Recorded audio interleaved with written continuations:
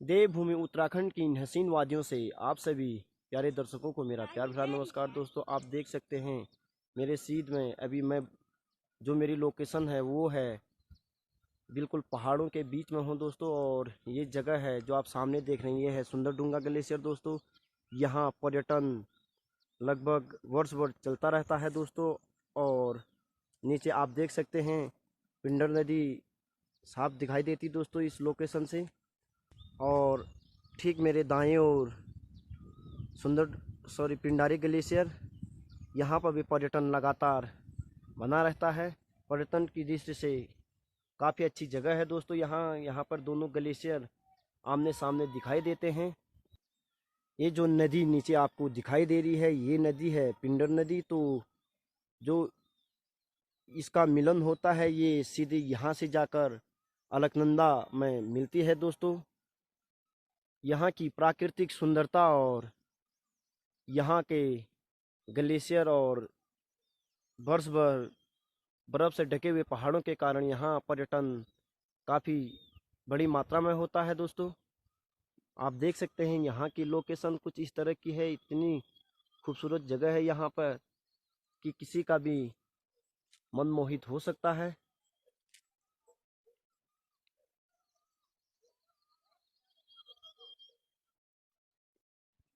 तो जो खाती का गांव है कुछ इस तरह का दिखता है नज़दीक से जो व्यू है। और मकान बिल्कुल पास पास में सटे हुए घर हैं यहाँ पर। और आप देख सकते हैं जो मकान हैं पूरे परंपरागत तरीके से बने हुए यहाँ पर। या आगे इनके खेत वेत जहाँ पर फसल उगाई जाती है। और ये कॉटेज हैं यहाँ के। जब कोई पर्यटक यहाँ पर आते हैं तो यहीं पे स्टे करते हैं। और ठीक सामने जो इंटर कॉलेज है कुछ ऐसा दिखता है जो नई रोड कटिंग हुई वहाँ से। तो अभी हम नीचे गांव की ओर जा रहे हैं। अभी ये जो आइटम आपको बधा हुआ नज़र आ रहा है ये है दोस्तों रिंगाल। और ये रिंगाल आप देख सकते हैं सूखा पड़ा हुआ है यहाँ पे पिछले साल का। और ये इसी साल का है जो ये रिंगाल है। यहाँ पर जो राजमा होता है उसकी खेती की जाती है। जो जब उसकी बेल ऊपर को जाते हैं तो इसके सहारे उस बेल को ऊपर चढ़ाया जाता है। और जितना लंबा ये इसका लकड़ी होता है उतना ही लंबे से इसका बेल जाता है दोस्तों जो राजमा होता है। और ये यहाँ के ऊपर पे कितने में पढ़ते हो? 5। क्या नाम है तुम्हारा? सोनू। सोनू। हाँ। तो ये खाती गांव के बच्चे हैं। और आप देख रहे होंगे यहाँ पर जो पोलियो हाउस लगे हुए हैं दोस्तों। यहाँ पर जो पोलियो हाउस हैं इनको जो हंस फाउंडेशन एक संस्था है उनके द्वारा यहाँ पर गांव वालों को उन्नत खेती करने के लिए जो कि सब्जी वब्जी उगाई जाती है उसके लिए यहाँ पर दी गई है दोस्तों ये सुविधा। और ठीक यहाँ पे जो ये पेड़ देख रहे हैं यहाँ पर है यहाँ माँ काली का मंदिर दोस्तों। यहाँ पे जो साल के भाद्रपद मास में यहाँ पर मेला लगता है, काफ़ी भव्य मेला लगता है। दूर दूर से यहाँ लोग मेले में आते हैं। और जो ये गांव से ठीक ऊपर होते हुए जहाँ पर पुरानी सड़क थी, पुराना रोड था, वहीं से जो नई रोड की कटिंग हुई है, जो मोटर मार्ग है यहीं पर कटिंग हुई है गांव के नज़दीकी।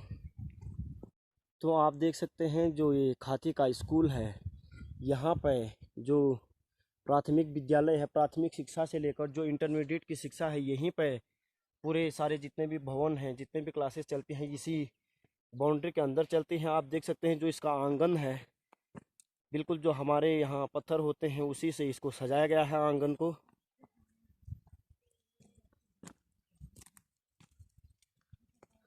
और आपको जितना भी ये भूभाग दिख रहा पूरा भूभाग स्कूल परिसर का ही है दोस्तों। यहाँ पर जो आंगनबाड़ी होते हैं वहाँ से लेकर प्राथमिक विद्यालय से लेकर जो इंटरमीडिएट की शिक्षा है यहीं पर लेते हैं दोस्तों यहाँ के जो बच्चे होते हैं। और ये पूरी बाउंड्री जो है इसी स्कूल के अंतर्गत आती है जितना भी आप देख पा रहे हैं। अभी जितने हिस्से में गांव से नीचे आलू बोए गए हैं दोस्तों उससे अधिक मात्रा में जो ये गांव का ऊपरी हिस्सा है यहाँ पर आलू का उत्पादन किया जा रहा है।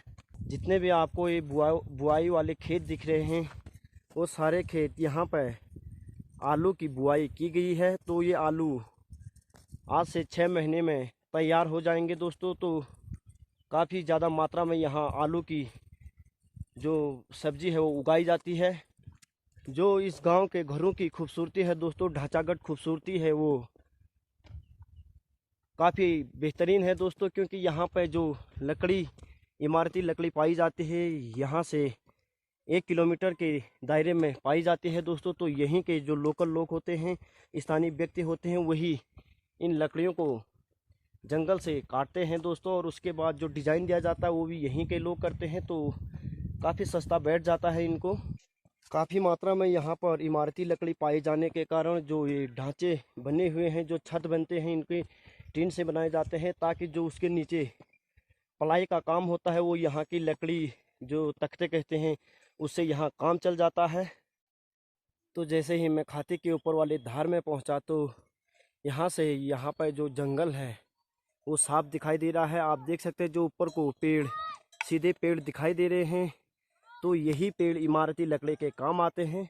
और आप देख सकते हैं जो सामने घर बना है उसके ठीक आगे जो इमारती लकड़ी हमारे मकान बनाने में उपयोग में लाया जाता है वो यहीं पर पड़ा है दोस्तों।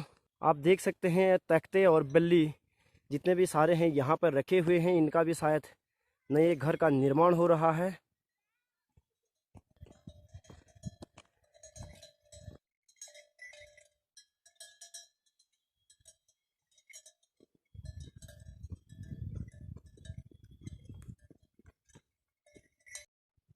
तो जैसा कि मैंने अभी आपको बता दिया अभी तक कि मैं यहाँ पर खाती आया हुआ था, खाती से वाछम, वाछम से फिर खाती आया, अब खाती से घर जा रहा हूँ दोस्तों। लेकिन बताया नहीं मैंने आपको कि किस काम से मैं आया था। तो दोस्तों ये है महीना भिटौली का दोस्तों। भिटौली जो होती है वो फाल्गुन मास के बाद जो चैत का महीना आता है, जो अभी लगा हुआ है दोस्तों, फूलदेही से शुरू होता है तो महीने के लास्ट तक चलता रहता है ये भिटौली का प्रोग्राम। तो इसी भिटौली को लेकर हम भिटौली लेने के लिए यहाँ आए हुए थे। जो ये पीछे वाली है मेरी घरवाली और आगे चाची हैं, तो ये भिटौली लेने के लिए यहाँ पर आए हुए थे। तो इनके साथ मैं भी आया हुआ था अपने ससुराल। तो दोस्तों बता दूं कि जो भिटौली होती है, इसका जो मेन मोटो होता है, जो मेन अर्थ होता है, वो है भेंट करना होता है दोस्तों। पहले ज़माने में क्या होता था कि जो यहाँ की भौगोलिक परिस्थितियाँ हैं और जो व्यस्त जीवन शैली होती थी, उसके कारण जो विवाहिता लड़की होती थी तो उनको कई महीनों तक अपने मायके वालों से मिलने का कोई मौका नहीं मिल पाता था। जब मौका नहीं मिल पाता था तो लड़की जो भिटौली होती है उसके बहाने से अपने मायके वालों से मुलाकात हो जाती थी दोस्तों। तो जो ये भिटौली का एक त्यौहार होता है, ये दोस्तों जो हमारे पहाड़ की महिलाएं होती हैं उनकी संवेदनाओं और भावनाओं को समर्पित एक त्यौहार है दोस्तों। हालांकि जब जो पहाड़ के बदलते स्वरूप और जो पहाड़ की व्यस्तम जीवन शैली है और जो सुविधा है, उसके कारण अब जो ये भिटौली का प्रोग्राम चल रहा है इसमें काफ़ी व्यस्तता आती नज़र आ रही दोस्तों। इस पर कमी होती जा रही है। तो जो ये भिटौली का प्रचलन है ये अब धीरे धीरे कम होते जा रहा दोस्तों। लेकिन जो अभी भी वर्तमान की स्थिति है, जो वर्तमान में जो हमारे उत्तराखंड राज्य में जो कुमाऊं मंडल और गढ़वाल मंडल के पहाड़ी हिस्से हैं दोस्तों, यहाँ पर जो ये भिटौली का पर्व है दोस्तों, तो इस पर्व को बचाए रखने में जो कुमाऊं मंडल और गढ़वाल मंडल के पहाड़ी क्षेत्र के लोग हैं उन्होंने काफ़ी महत्वपूर्ण योगदान दिया है दोस्तों। इस संस्कृति को, इस सभ्यता को जीवित रखे हुआ है दोस्तों। पहले ज़माने में ऐसा किया जाता था कि जब कोई भाई, परिवार में विवाहिता का कोई भाई होता था या फिर उसके पिता होते थे, तो मेन तौर पर वही अपनी विवाहिता बहन के घर पर भिटौली पहुंचाने आया करते थे। उस समय ऐसा होता था कि जो व्यंजन बने होते थे घर में, घर से बनाए हुए व्यंजन, जैसे कि फल होगी, कोई घर में उत्पादित फल होगी या मिठाई होगी, या घर में जैसे पूरी बनाई जाती है और खजूर बनाए जाते हैं दोस्तों, और उसके साथ जो वस्त्र होता है उसको ले जाने का एक परंपरा थी दोस्तों। और जो मायके पक्ष से ससुराल में जो विवाहिता होती थी उसके घर जो व्यंजन और मिठाई आती थी वो पूरे गांव में बांटा जाता था दोस्तों। लेकिन वर्तमान की स्थिति में अब अपनी सुविधा अनुसार वो अपनी सहजता से इस जो कार्यक्रम है, जो ये भिटौली का पर्व है, इसको मनाया जाता है दोस्तों। इस भिटौली के बारे में जो हमारे लोक गायक गोपाल बाबू गोस्वामी जी हैं, उनके आप लोकगीतों में भी इसके बारे में सुन सकते हैं दोस्तों। जो ये भिटौली है दोस्तों, इसको लेकर जो हमारे कई लोक कथाएँ और कई दंत कथाएँ प्रचलित हैं दोस्तों। तो अब बात आती है कि भिटौली जो एक पर्व है जो हमारी महिलाओं को समर्पित है, पहाड़ की महिलाओं को, तो ये कहाँ से शुरू हुआ दोस्तों। तो मैं आपको बता, जो ये भिटौली है इसको लेकर जो गोरी धाना की दंत कथा है वो काफ़ी प्रसिद्ध है दोस्तों। इस दंत कथा में बताया जाता है कि दोस्तों एक भाई होता है, बहुत पहले वो अपनी बहन के घर, उसके ससुराल में मायके से भिटौली लेकर उसके घर जाता है, लेकिन काफ़ी व्यस्त जीवन होने के कारण, काफ़ी थकान होने के कारण जो उसकी बहन होती है वो सो जाया करती है, सो जाती है अपने भाई के इंतज़ार में। तो उसी इंतज़ार में जब बहन सोई हुई होती है तो उसका भाई उसके घर पहुंचता है। तो भाई सोचता है कि मेरी बहन सोई हुई है तो मैं इसको क्या जगाऊं। तो जब अगले दिन शनिवार था तो उसके भाई ने सोचा कि कल तो शनिवार है, मैंने रुकना है नहीं दोस्तों। तो शनिवार होने के कारण जो भाई होता है वो सीधे अपने घर चला जाता है।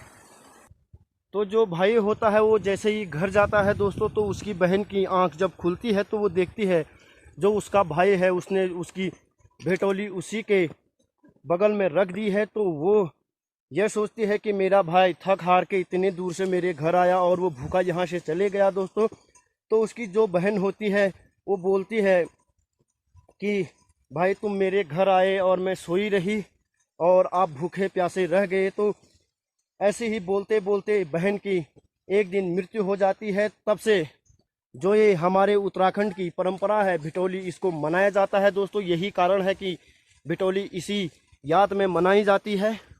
तो दोस्तों मैंने जैसा कि आपको बता दिया कि भिटौली क्यों दी जाती है, तो हर व्यक्ति को यह जानना ज़रूरी है दोस्तों कि भिटौली हमारे पहाड़ों में क्यों दी जाती है।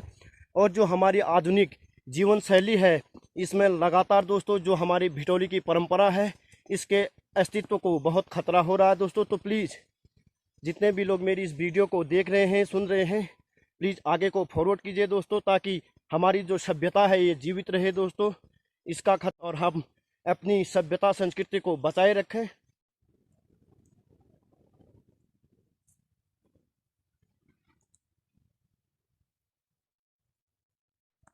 तो दोस्तों फाइनली 9-10 किलोमीटर का सफ़र तय करने के बाद अब मैं जो वाछम है, वाछम से अब अपनी लोकेशन पे जो सूपी है वहाँ पे आ चुका हूँ दोस्तों। आप देख सकते हैं नीचे मेरा गांव सूपी दिखाई दे रहा दोस्तों। यहाँ से ये है दरबला टॉप दोस्तों। तो जो सूपी के ऊपर और दरबला के नीचे हमारा एक ग्राउंड पड़ता है दोस्तों। यहाँ पर जो गांव के बच्चे हैं वो भी क्रिकेट खेलने के लिए आए हुए हैं दोस्तों। अब मेरे मोबाइल फ़ोन की बैटरी भी शायद समाप्त होने को जा रही। तो अगर मेरी वीडियो पसंद आई हो आपको तो वीडियो को लाइक कीजिएगा और वीडियो पर कमेंट कीजिएगा, और चैनल पर नए हैं तो प्लीज़ चैनल को सब्सक्राइब कीजिएगा दोस्तों। फिर मिलते हैं अगले ब्लॉग में, तब तक के लिए मुझे दीजिए इजाज़त। जय देवभूमि उत्तराखंड।